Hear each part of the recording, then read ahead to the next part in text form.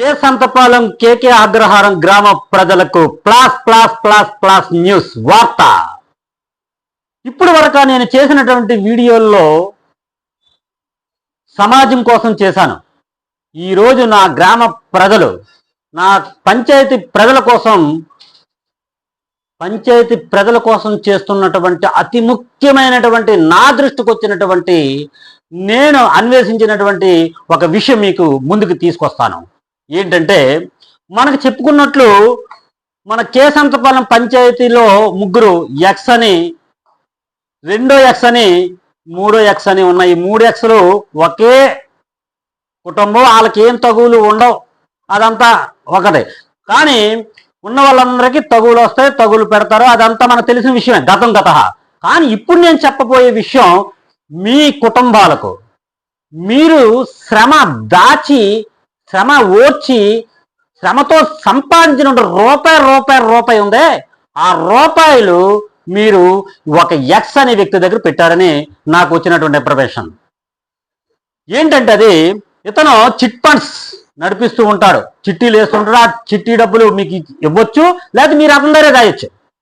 కొంతమందికి ఇవ్వకపోవచ్చు, ఇవ్వకపోయిన దాఖలాలు కూడా ఉన్నాయి.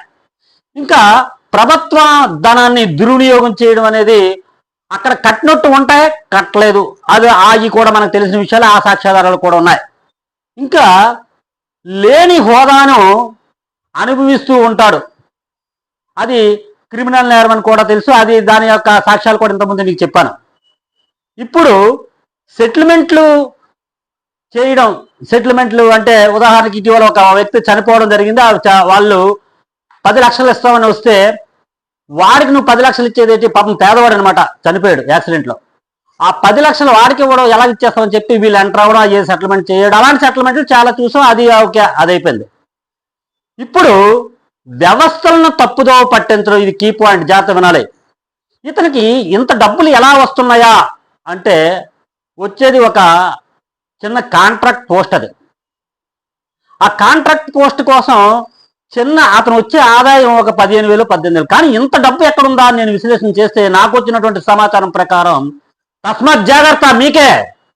ఏంటంటే, ఇతను ప్రజల డబ్బుని, వీళ్ళందరూ కూడా ఈ 2 ఊర్ల ప్రజలు, కేసంతపాలెం కేకే అగ్రహారం ఉన్నటువంటి ప్రజలు సంపాదించిన డబ్బు ఉందే, ఈ సంపాదించిన డబ్బుని ఇతని దగ్గర పెడుతున్నారు. ఇతను ఏం చేస్తున్నాడంటే, కలిసి ఉన్న వాళ్ళని ఎలా ఎడగొట్టి ఆ డబ్బులు ఏళ్ళ దగ్గర నుంచి రప్పిస్తున్నాడు. ఒక పాయింట్. ఇక్కడ నిజాయితీగా పోరాడే వాళ్ళందరినీ కూడా ఈ నేరాలోచన చేసి, ప్రణాళిక చేసి, ఉద్దేశం చేసి వీళ్ళందరినీ వదులుతున్నాడు. ఇదంతా ఒకటే. దీనివల్ల నాకు నష్టమేం లేదు, నేను ఓడిపోయింది ఏం లేదు. కానీ నేను మంచిగా, నీతి నిజాయితీగా పోరాడుతున్నాను, అది మీరు తెలుసుకోవాలి. ఇప్పుడు వరకు నాకు ఆ సమస్య కాదు, మీకోసమే బాబు, మీకే నేను చెప్పిన జాగ్రత్త వినండి. ఇది విన్నారా, మీ భవిష్యత్తు బంగారు బాట. మీరు వినలేదా, మీ శ్రమ అంతా బూడిదలో పోసిన పని. ఎలాగో చెప్తానండి. మీరు దాచుకున్నటువంటి 2 గ్రామాల్లో ఉన్నటువంటి డబ్బంతా కూడా ఒకరికి తెలియకుండా ఒకరు డబ్బులు దాస్తున్నారు. ఆ డబ్బులతో అతను ఏం చేస్తున్నాడంటే, ఇటీవల ఇంకొక ముఖ్య విషయం, జాగ్రత్తగా వినాలి. ఇప్పుడు నా మీదకి అందరూ దాడి చేశారు, కానీ నేను ఎవరి మీద దాడి చేయలేదు, నేను న్యాయంగానే పోరాడుతున్నాను. కానీ నా మీదకి వచ్చినప్పుడు మీరందరూ తగులు నా మీదకి వస్తున్నారు కదా, ఈ తగులకి ఆడికి ఎంత ఇచ్చానో, లీడికి ఎంత ఇచ్చానో, వీడికి ఎంత ఇచ్చానో మీ డబ్బుల్లోంచి కోత కోసి మీకు ఇవ్వడం మానేస్తాను. కాబట్టి ఎవరికి ఇచ్చినా ఆ డబ్బులు మీరెందుకు అతనికి ఇవ్వాలి, నాతో ఎందుకు తగులాడాలి, నాతో తగు ఆడడం వల్ల మీకు వచ్చిన లాభం ఏంటి? కాబట్టి ఈ పాయింట్ ఒకటి బాగా గుర్తుంచుకోండి. మీ మీద నాకేం కోపం లేదు, కానీ ఆ చెప్పిన మాటల్లో వాడు వేసే ప్లాన్లో మీరు భాగస్వాములు అవుతున్నారు, పావులుగా మారిపోతున్నారు. కాబట్టి అది నా ఆధారం తప్ప ఇందులో ఏం లేదు. జాగ్రత్త. ఆడికి ఇచ్చాను, ఆడికి ఇచ్చానని చెప్తాడు. ఆ డబ్బులన్నీ కూడా ఏం చేస్తున్నాడో, మీకు రావాల్సి మీరు దాచుకున్న డబ్బుల్లోంచి కూడా కోసి మీకు ఇవ్వకుండా ఉంటాయి. నేను చెప్పాను, అతను మీ కర్మ. మద్యంకి ఆశంసలు వేయడం వల్ల ఆ డబ్బులు పోయాయి. ఎవరివి? మీరు దాచుకున్నటువంటి డబ్బు. వింటున్నారా? నేను చెప్పిన జాగ్రత్త వినాలి. ఎందుకంటే ఈ వ్యక్తి ఐపీఓ అంటే మీకు చెప్తాను, జాగ్రత్త వినాలి. ఐపీఓ అంటే ఈ వ్యక్తి మీద ఎలాంటి ఆస్తులు ఉండవు. ఇటువంటి ఆస్తులు లేనప్పుడు ఇతను ఆస్తుల్ని తన కుటుంబం పేరు మీద పెట్టేసి ఇతను పేరు మీద ఏమీ ఉండవు. ఇతను కోర్టుకు వెళ్తాడు. ఐపీఓ కోర్టుకి వెళ్ళే ఆలోచనలో ఉన్నాడు. జాగ్రత్త వినాలా మీరే.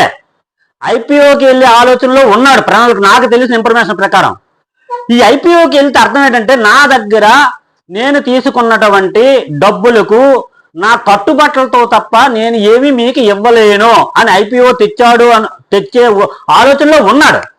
ఈ ఉండే సందర్భంలో మీరు ఎవరెవరైతే దాచుకున్నారో, నా కుటుంబానికి ఇన్ఫర్మేషన్ ఇచ్చాను, మీరు దగ్గర ఏమైనా డబ్బులు ఇస్తే రుణాలు ఇస్తే తీసేసుకోండి. ఇప్పుడు వాళ్ళు ఆ పనిలోనే ఉన్నారు. ఇప్పుడు మీరేం చేస్తారంటే, మీరు నిజంగా తెలివితేటలు ఉంటే, మీకు నిజంగా ఆలోచన ఉంటే, మాస్టర్ చెప్పినటువంటి మాటలు ఏది కూడా అబద్ధం కాదు. చాలా మంది అబద్ధాలనే అనుకుంటారు. అనుకున్నోడు భ్రమ. ఇప్పుడైనా నా కోసమేం కాదు, మీరందరూ కూడా నా కుటుంబం అనుకుంటున్నాం కాబట్టి మీరు దాచుకున్న డబ్బు వినరా, మీరు దాచుకున్న డబ్బు, మీరు ఇచ్చిన డబ్బు, మీరు రుణాలు ఇచ్చిన డబ్బు ఈ వ్యక్తి నుంచి ఎంత త్వరగా తీసేసుకుంటే అంత మీరు సేఫ్ జోన్. ఆ తర్వాత చేతులు కాలిన తర్వాత ఆకులు పట్టుకోవడం లాగే ఉంటుంది. కాబట్టి తస్మాత్ జాగ్రత్త. ఎవరు రుణాలు ఇచ్చిన వాళ్ళు కానీ, డబ్బులు ఇచ్చిన వాళ్ళు కానీ, దాచిన వాళ్ళు కానీ, ఈ మా కుటుంబం ఈ మా ఊరి పంచాయతీలో ఉన్న ప్రజలే కాదు, ఇంకా ఎవరైనా ఇస్తే తీసుకోవడమే ఉత్తమం. ఎందుకు చెప్తున్నా అంటే, ఐపీఓ అంటే కోర్టుకి వెళ్ళి ఐపీఓ తెచ్చారనుకో, మీరు ఇచ్చిన డబ్బు, మీ కష్టార్జితం, మీ రక్తాన్ని చిందించి సంపాదించినటువంటి ఆస్తి అక్కడ పెట్టుంటారు. ఆ పెట్టిన డబ్బు ఒక్క రూపాయి కూడా మీకు రాదు. ఎప్పుడు ఐపీఓ. ఎందుకు చెప్తున్నాను అంటే, ఒక లాయర్గా నేను చెప్తున్నటువంటి విషయాలు నేను ఎన్నో ఇలా ఎగ్గొట్టిన వాళ్ళు చూశాను. చిట్టీలు దందాలు ఎగ్గొట్టి పోయిన వాళ్ళు, డబ్బులు దాచిని ఎత్తేసిన వాళ్ళు లబోదీపం అంటారు. ఆ తర్వాత ఏమీ చేయలేము, ఎందుకంటే వారి దగ్గర ఆస్తులు ఏమీ ఉండవు. ఆ తర్వాత ఐపీఓ పెట్టాడంటే అతను ఇవ్వక్కర్లేదు. మీకు ఆ పాయింట్ తెలియట్లేదు. ఐపీఓ కానీ కోర్టుకు వెళ్ళట్లయితే మీరు ఒక్క రూపాయి కూడా మీకు దక్కదు. ప్రజలారా, ఈ వీడియో వల్ల నాకు ఎటువంటి ఉపయోగం అయితే లేదు, నాకు వచ్చి నష్టం అయితే ఏమీ లేదు. మీరు నా కుటుంబం అనుకుంటున్నాను కాబట్టి మీరు ఎవరెవరైతే దాచారో, ఎవరెవరైతే అప్పులు ఇచ్చారో, ఎవరెవరైతే డబ్బులు అతనికి ఇచ్చారో, మీరు మ్యాక్సిమం తక్షణమే మీరు తీసుకుంటే మీ డబ్బు సేఫ్.